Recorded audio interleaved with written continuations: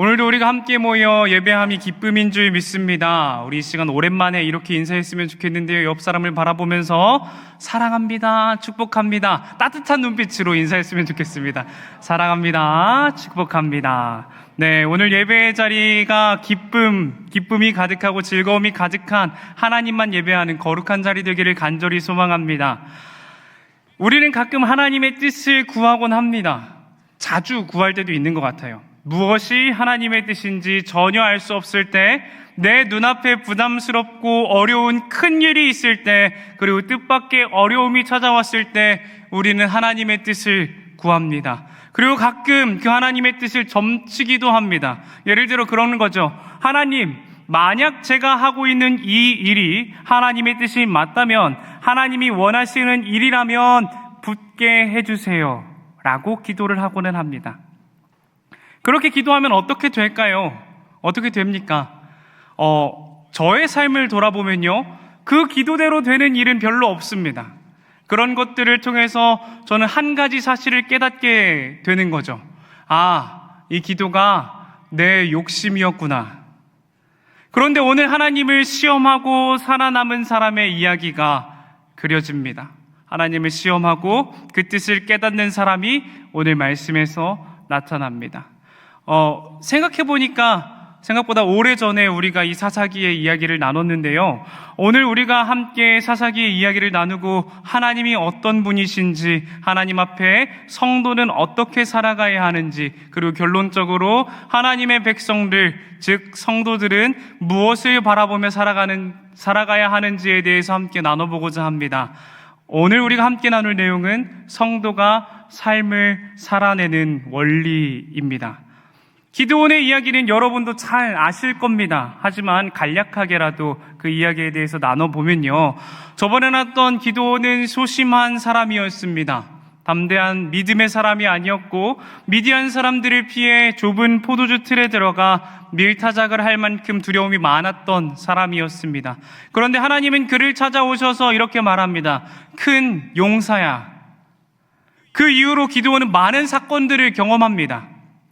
첫 번째로 아버지의 제단을 헐어버립니다. 기드온의 아버지의 집은 그래도 그 지역의 유력한 가문이었기에 바알과 아세라 제단이 있었습니다. 기드온은 그 제단과 우상을 허물어버리고 하나님이 명령하신 규례대로 제단을 쌓은 후에 소를 잡아 제사를 드렸습니다. 그때 기드온의 아버지의 반응은 이랬습니다. 사사기 6장 31절 말씀입니다. 사사기 6장 31절 말씀 제가 읽어드리겠습니다.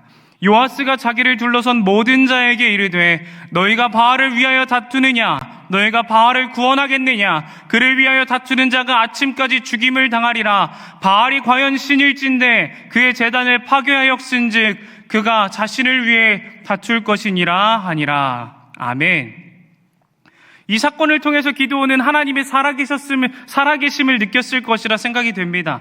기드온이 처음으로 하나님의 이름을 드높인 사건이었고, 앞으로 이스라엘 백성들이 어떻게 될지에 대해서 보여주는 사건이기도 합니다. 그리고 또 한 가지 인상 깊은 사건이 있습니다. 바로 기드온이 하나님께 다시 한번 확신을 달라고 요구하는 사건입니다.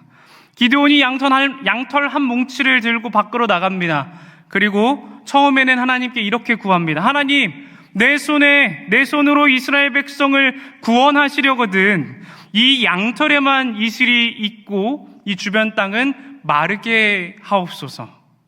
이렇게 요구하자 하나님은 기드온의 요구에 맞춰 주십니다.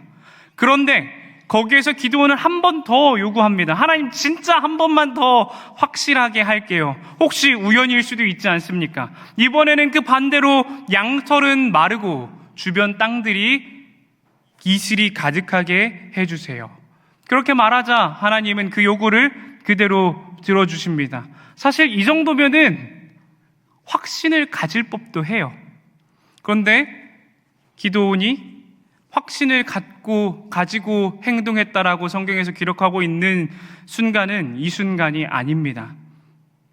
그 불안함이 어디에서 나타나냐면은 그 다음 장면에서 나타나게 됩니다. 세 번째 사건으로 이스라엘 백성들이 미디안 백성들에 대항하여 일어났을 때 일입니다. 미디안 백성들에 대항하여 이스라엘 백성들이 모였습니다. 여룻바알이라고 하는 그 기드온의 부름을 받은 이스라엘 백성들이 모여듭니다. 전쟁을 하기 위해 모여들어서 미디안 진영의 맞은편에 서게 됩니다. 성경의 기록을 보면 그들의 숫자가 32,000명이라고 기록을 합니다. 많은 숫자죠. 많은 숫자입니다. 우리가 보기에 전쟁을 치르기 적당한 숫자라고 생각하게 될 수도 있을 것 같습니다. 하지만 그 상대를 생각해 보자면은 아주 보잘것없는 인원입니다.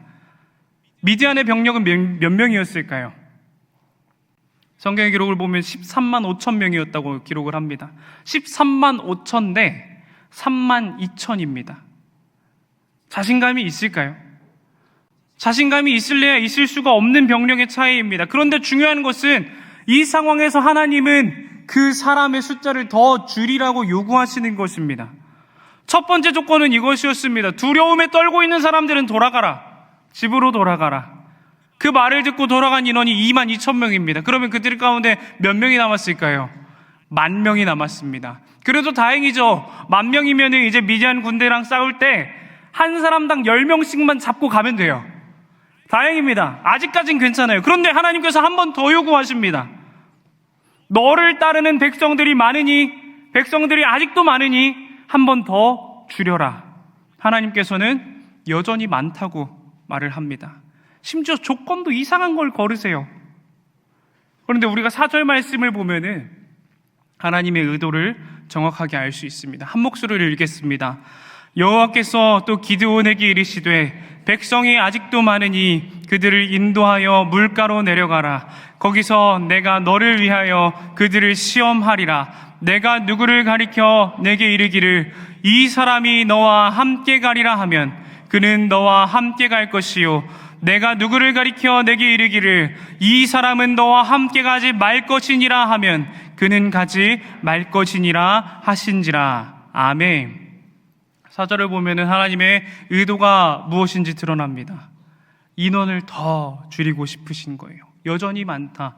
여전히 많다. 그리고 더 중요한 것이 무엇이냐면은 하나님이 선택한 인원이 이 전쟁에 참여할 수 있다라는 것입니다. 하나님께서 선별하신 인원들이 이 전쟁에 참여할 수 있다라는 것입니다. 이런 장면을 보면서 기드온은 어떤 감정이었을까? 우리는 생각해 볼 수 있습니다. 아, 나는 안전해.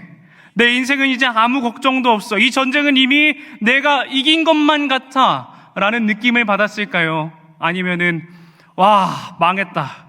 이 전쟁 이길 수 있을까? 내가 해낼 수 있을까? 라는 감정이 들었을까요? 아마 대다수의 사람들은 그 300명만 남은 그 인원을 보면서 큰일 났는데? 이렇게 생각을 할 것입니다. 13만 5천 명과 싸우러 나가는데 10,000명에서 인원이 더 줄어서 5,000명도 아니고 7,000명도 아니고 딱 300명 남았습니다. 얼마나 절망적인 상황입니까? 우리는 이런 절망적인 상황에서 어떻게 행합니까? 불평과 불만으로 나아가곤 합니다. 우리도 이런 상황을 겪을 때가 많거든요. 상황이 너무 안 좋을 때, 믿음이 무너질 것 같을 때, 내 삶이 무너질 것 같고 내 주변에 아무도 남아있지 않은 것 같은 때, 그리고 그 남아있는 그 조금조차도 하나님께서 걷어가시는 것 같을 때가 있습니다. 그 상황에 우리는 절망합니다. 무너집니다. 내 눈앞에 있는 그 문제와 두려운 상황을 보고 포기하곤 합니다. 그 전쟁 앞에서 우리는 두려움에 벌벌 떱니다. 그 문제를 내가 해결할 수 없기 때문에, 내가 이뤄낼 수 없기 때문에 그 문제 앞에서 그 문제를 나에게 주신 그 상황 가운데 나를 이끌어 가신 하나님을 원망하곤 합니다. 그럴 때 우리가 이 말씀을 붙잡기를 원합니다. 기드온의 사건들을 보십시오. 하나님은 기드온을 버려두지 않으십니다. 계속해서 기드온이 무언가를 하도록 시키십니다. 기드온의 손에서 사람을 빼앗아 가신 분은 하나님이십니다.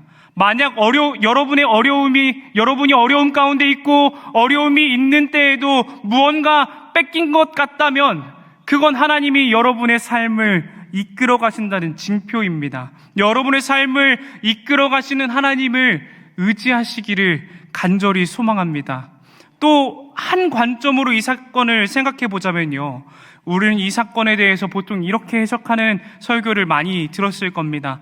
전쟁에 합당한 300명을 선별하는 과정이었다라고 해석하는 경우들이 참 많습니다. 물을 핥아먹는 300명을 선별한 이유는 그렇게 하는 것이 마치 한 손에는 검을 들고 경계를 서는 것과 같은 모습이었기 때문에 그 300명이 선출되었다라고 해석을 하는 경우들이 참 많습니다.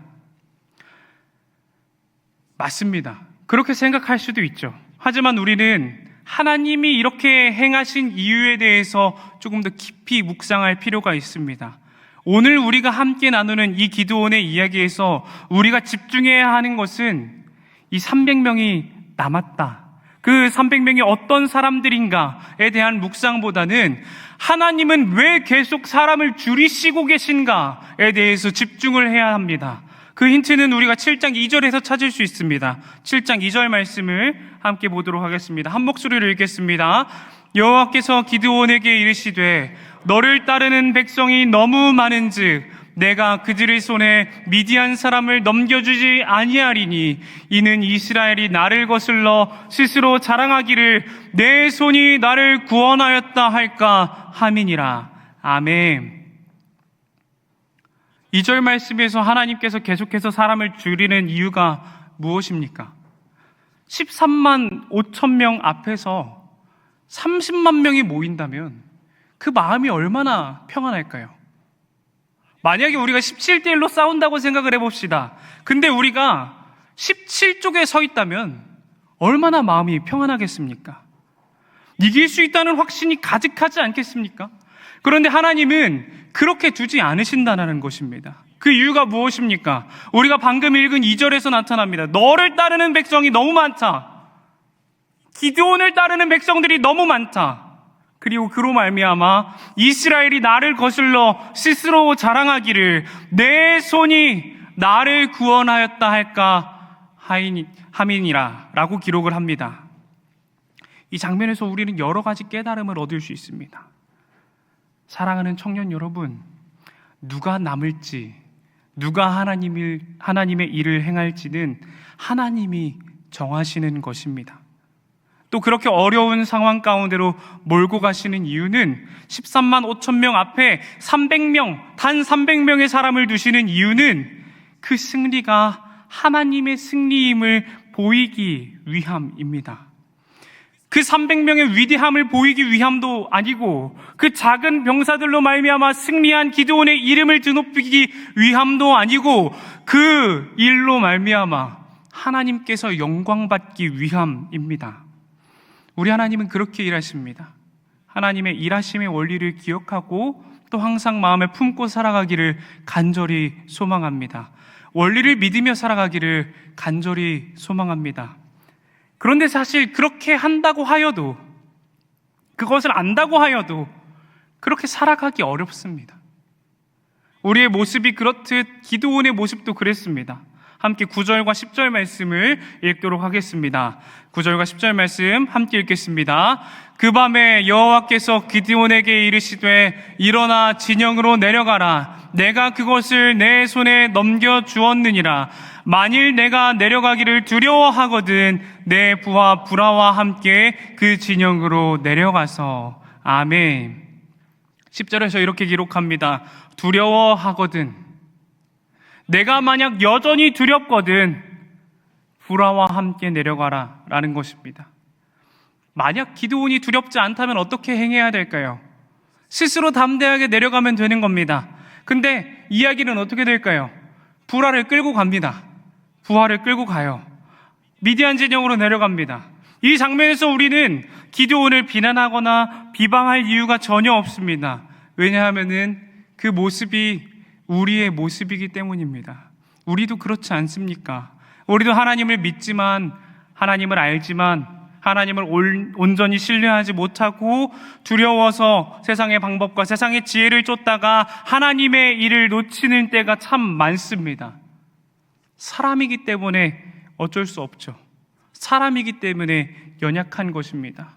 하지만 우리가 언제까지고 그런 연약한 믿음을 가지고 살아갈 수는 없지 않습니까?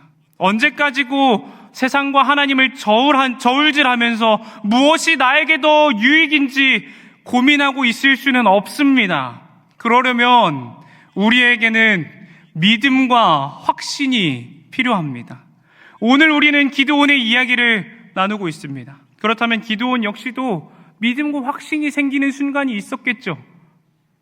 우리처럼 지금까지는 믿음이 흔들렸지만 어느 한순간에 확신이 생기는 순간이 있었겠죠. 그 장면은 15절에서 나타납니다. 함께 15절 말씀을 보도록 하겠습니다. 제가 읽겠습니다. 기드온이 그 꿈과 해몽하는 말을 듣고 경배하며 이스라엘 진영으로 돌아와 이르되 일어나라, 여호와께서 미디안과 그 모든 진영을 너희 손에 넘겨주셨느니라. 아멘.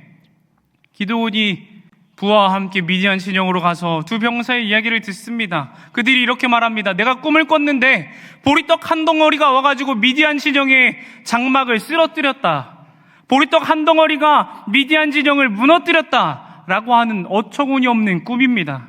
그 말을 듣고 옆에 있던 그의 동료가 이렇게 말을 합니다. 이스라엘 사람 요아스의 아들 기드온의 칼이 하나님, 그 보리떡은 이스라엘 사람 요아스의 아들 기드온의 칼이라. 하나님이 미디안과 그 모든 진영을 그의 손에 넘겨주셨느니라.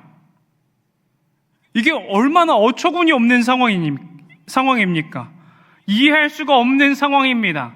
13만 5천 명이 그 300명을 두려워하고 있는 상황입니다. 이렇게 이해할 수 없고 어처구니 없는 이 이야기가 성경에 기록되어 있는 이유가 무엇일까요? 바로 15절에 기드온을 깨닫게 하기 위함입니다. 주 안에서 사랑하는 우리 수원화산교회 성도 여러분, 하나님은 그렇게 일하십니다. 우리에게 여러 가지 방법으로 확신을 주십니다. 어처구니 없는 상황으로 우리를 몰고 가시지만 그 안에는 분명 하나님의 뜻이 있습니다. 우리가 그 뜻을 고민해야 합니다. 나를 향한 하나님의 뜻이 무엇인지, 나를 위한 하나님의 계획이 무엇인지 고민하고 기도하며 결국 찾아내는 귀한 성도의 삶을 살아가기를 간절히 소망합니다. 그렇다면 우리가 이 이야기를 이렇게 정리해 보겠습니다. 오늘 우리가 함께 읽은 본문은 기드온과 미디안의 전쟁 서사의 결론과 같은 부분입니다.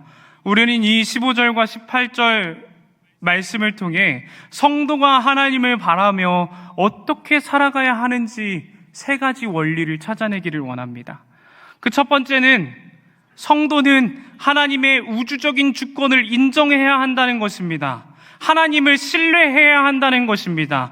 이 시대의 하나님은 과학적이지 않고 신화의 이야기로 치부될 때가 많습니다. 특별히 내 인생에 하나님의 계획하심이 있다라는 고백을 신뢰하지 못하는 때가 참 많습니다. 우연이라고 여기고 이게 무엇인지도 모르고 기도하지도 않고 말씀을 묵상하지도 않는 때입니다.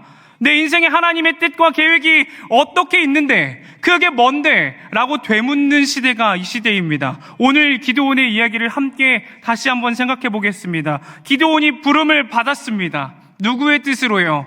하나님의 뜻에 따라요. 기드온이 바알의 제단을 부수고 하나님께 제사를 드렸습니다. 누구의 뜻을 따라 그랬습니까? 하나님의 뜻을 따라 그랬습니다. 기드온이 온 이스라엘에 모이라는 명령을 행했습니다. 누구의 뜻을 따라 행했습니까? 하나님의 뜻을 따라 행했습니다. 기드온이 모인 이스라엘 백성들을 떠나게 한 것도 300명만 남긴 것도 그리고 미디안의 진영으로 나아가 그곳에서 꿈의 이야기를 들은 것도 모두 누구의 주권 가운데 일어난 일입니까? 하나님의 주권 가운데 일어난 일입니다. 하나님은 먼저 선포하십니다. 이 모든 사건이 있기 전에 기드온에게 찾아와서 먼저 선포하십니다. 내가 내 손에 미디안 백성들을 넘겨주었다. 내가 미디안을 너의 손에 넘겨주었느니라. 내가 그 민족을 내 손에 넘겨주었느니라. 이 선포는 전쟁이 일어나기 전에 기드온과 하나님이 처음 만났을 때 하나님께서 그에게 선포했던 것입니다. 그리고 기드온이 그 뜻을 찾아내지 못했던 것입니다. 그 의미를 깨닫지 못했던 존재는 기드온입니다. 그리고 지금을 살아가고 있는 우리입니다. 하나님은 이미 기드온에게 미디안의 그 많은 사람들을 넘겨주셨지만 여러 기적과 표적을 보고도 하나님을 신뢰하지 못했던 사람은 기드온입니다. 때로는 믿음의 행동을 하고 확신이 들지 않고 두려워했던 사람 역시도 기드온입니다. 그러다 15절에 와서야 기드온의 입에서 그 고백이 나타나는 겁니다. 여호와께서 미디안과 그 모든 진영을 나에게 주셨다. 사랑하는 형제자매 여러분, 성도는 하나님을 신뢰하는 사람들입니다. 그런데 가끔은 성도의 삶에 어떤 먹구름이 낄 때가 있습니다. 성도와 성도의 관계 가운데 문제가 생길 때도 있고요. 차갑게 식어서 교회를 사랑하지 않을 수도 있고요. 어쩌면 세상의 질문과 세상의 어려움에 지치고 힘겨워서 나아갈 바를 모를 때도 있습니다. 그때 우리는 이 문제를 해결하기 위해 내 손에 있는 것들을 찾습니다. 세상의 권세를 찾습니다. 혹은 세상의 원리를 찾아갑니다. 하지만 성도는 기억해야 합니다. 우리 하나님은 이 온 우주를 지금도 마찬가지로 주권적으로 통치하고 계신다는 것입니다. 기드온에게만 역사하시는 것이 아니라 지금 여전히 우리에게도 그 길을 보이고 계신다는 것입니다. 하나님이 우리를 인도하십니다. 이미 우리의 손에 그 문제를 넘겨주셨습니다. 그러니 성도는 담대히 나아가야 합니다. 여호와가 내게 그 문제를 넘겨주셨다 외치며 나아가야 합니다. 우리의 삶의 외침이 기드온과 같은 외침이 되기를 간절히 축복합니다. 두 번째로 성도는 본을 보이며 살아가야 합니다. 17절 말씀을 함께 읽겠습니다. 17절 말씀 읽겠습니다. 그들에게 이르되 너희는 나만 보고 내가 하는 대로 하되 내가 그 진영 근처에 이르러서 내가 하는 대로 너희도 그리하여. 아멘. 기드온은 자신을 따라온 300명의 사람들에게 이렇게 말을 합니다. 내가 하는 대로 행해라. 내가 하는 대로 너희도 따라해라. 왜 그럴까요? 어떤 전략적인 움직임이 필요했기 때문입니까? 아니면 미디안을 모두 죽일 수 있는 무기를 쥐고 있었기 때문입니까? 아닙니다. 그들의 손에 있던 것은 그 어떤 무기도 아닌 그저 빈 항아리와 나팔과 횃불들이었습니다. 그들이 그렇게 그것으로 무엇을 할 수 있겠습니까? 그렇다면 지금 기드온이 이렇게 말을 하는 이유가 무엇일까요? 아무것도 할 수 없는데요. 그들의 손에 가지고 있는 걸로는 아무것도 할 수 없는데 내가 하는 대로 행하라고 말을 하는 이유가 무엇입니까? 기드온이 지금까지 경험했던 그 이상한 일들, 바알 제단의 사건과 양털의 사건과 그리고 사람들을 돌려보낸 사건 모두 하나님이 일하신 일이라는 것을 깨달았기 때문에 그렇습니다. 그렇다면 이제 기드온이 할 일이 무엇입니까? 그저 하나님의 일하심을 바라보는 시간이 온 것입니다. 그 확신과 믿음을 세상에 그리고 교회에 보일 때가 온 것입니다.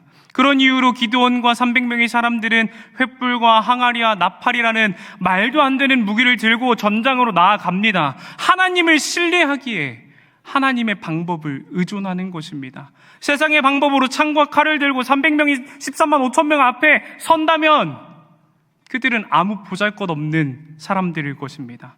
하지만 하나님의 방법을 들고 성도가 나아갈 때 여리고성이 무너지고 해와 달이 아얄롯 골짜기 위에 머물게 되고 미디안의 13만 5천 명 병력이 녹게 되는 줄 믿습니다. 그렇게 성도는 하나님의 방법을 알아야 합니다. 잠언의 말씀을 함께 읽겠습니다. 잠언 9장 10절 말씀입니다. 함께 읽겠습니다. 여호와를 경외하는 것이 지혜의 근본이요 거룩하신 자를 아는 것이 명철이니라. 아멘. 거룩한 자를 아는 것, 즉 하나님을 아는 것은 현명한 것입니다. 지혜로운 것입니다. 그 거룩하신 하나님, 선하신 하나님을 알기에 하나님을 경외할 수 있게 되고 하나님을 경외하기에 성도는 세상의 지혜가 아니라 하나님의 언약을 신뢰하며 나아가는 것입니다. 그렇게 성도는 하나님의 뜻을 찾아야 합니다. 하나님의 방법이 무엇인지, 하나님의 뜻이 무엇인지 찾고 알고 깨달아야 합니다. 우리는 몇 가지 방법을 통해 하나님의 뜻을 찾을 수 있습니다. 바로 기도와 선포되는 말씀 혹은 홀로 묵상하는 말씀, 그리고 성도 간의 사랑의 교제입니다. 우리는 이 세 가지 방법을 통해 하나님의 뜻을 찾을 수 있습니다. 그리고 그 가운데에서 하나님의 뜻을 찾기 위해 힘써야 합니다. 그리고 찾아낸 하나님의 뜻을 이 세상에 선포하고 교회에 선포하며 혹시나 지금 어려움에 있는 내가 겪었던 그 비슷한 어려움 가운데 있는 지체들을 향해 보여줘야 합니다. 그리고 우리는 이렇게 외쳐야 합니다. 나를 따르라. 내가 행하는 대로 행하라. 하나님이 주시는 믿음 안에 본이 되는 삶을 감당해내기를 간절히 축복합니다. 마지막으로 성도는 이게 가장 중요합니다. 여호와께 영광 돌리는 삶을 살아가야 합니다. 사실 오늘 말씀 속에서 기드온의 가장 큰 실수는 18절 말씀입니다. 우리가 함께 읽어보도록 하겠습니다. 함께 한 목소리를 읽겠습니다. 나와 나를 따르는 자가 다 나팔을 불거든 너희도 모든 진영 주위에서 나팔을 불며 이르기를 여호와를 위하라 기드온을 위하라 하라 하니라. 아멘. 이 실수는 우리도 자주 범하는 실수입니다. 여호와를 위하라 기드온을 위하라. 이 장면에서 기드온이 한 일은 아무것도 없습니다. 그런데 그 영광을 하나님과 함께 누리고 있습니다. 우리는 승리 이후에, 문제가 해결된 이후에 찾아오는 교만을 경계해야 합니다. 하나님의 방법으로 그리고 하나님의 뜻대로 이뤄냈다면 성도는 하나님께 쓰임받았다는 것에 만족할 줄 알아야 합니다. 하지만 우리가 살아가는 동안 우리의 삶을 돌아보면 모든 것이 내가 이룬 것만 같습니다. 실패한 일은 하나님께서 안 도와주신 건데 성공한 일은 모두 내 능력으로 이룬 것만 같습니다. 왜 그 자리에서 하나님께 영광을 돌리는 것이 아니라 스스로 영광을 취합니까? 왜 하나님의 일을 하는데 내 이름도 같이 드러나야 합니까? 왜 하나님보다 앞에 서서 그것을 하나님과 함께 누리려 합니까? 성도는 그런 교만을 경계해야 합니다. 기도와 말씀을 상고함으로 하나님의 뜻을 찾고 그 뜻과 방법으로 내 앞에 문제를 해결했다면, 혹은 공동체의 문제가 해결되었다면, 혹은 누군가의 신뢰와 존경을 받게 된다면 스스로의 영광을 취하는 것이 아니라 하나님께 영광 돌리는 우리 귀한 청년부 되기를 간절히 소망합니다. 하나님보다 먼저 나아가지 마십시오. 하나님이 해결하신 문제를 내가 해결했다고 여기지 마십시오. 겸손한 마음으로 매 순간 하나님께 감사와 영광을 올려드리는 저와 여러분이 되기를 간절히 소망하고 또 소망합니다.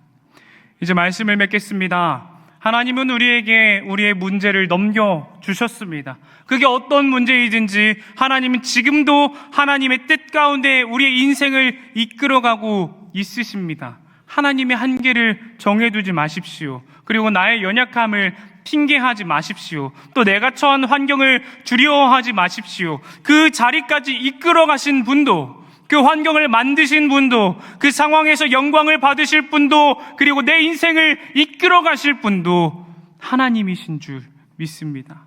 그렇기에 성도는 하나님의 선하심에 의뢰할 줄 알아야 합니다. 그 거룩하심을 신뢰할 줄 알아야 합니다. 그리고 믿음으로 말미암아 살아갈 줄 알아야 합니다. 그리고 결국에 주어진 삶과 환경 속에서 하나님을 찬양하고 하나님께 영광 돌려드리는 우리 귀한 지체들 되기를 간절히 소망하고 또 소망합니다. 우리 말씀을 읽고 마치도록 하겠습니다. 시편 56편 말씀입니다. 56편 3절과 4절 제가 읽어드리겠습니다. 내가 두려워하는 날에는 내가 주를 의지하리이다. 내가 하나님을 의지하고 그 말씀을 찬송하올지라. 내가 하나님을 의지하였은즉 두려워하지 아니하리니 혈육을 가진 사람이 내게 어찌하리이까. 아멘.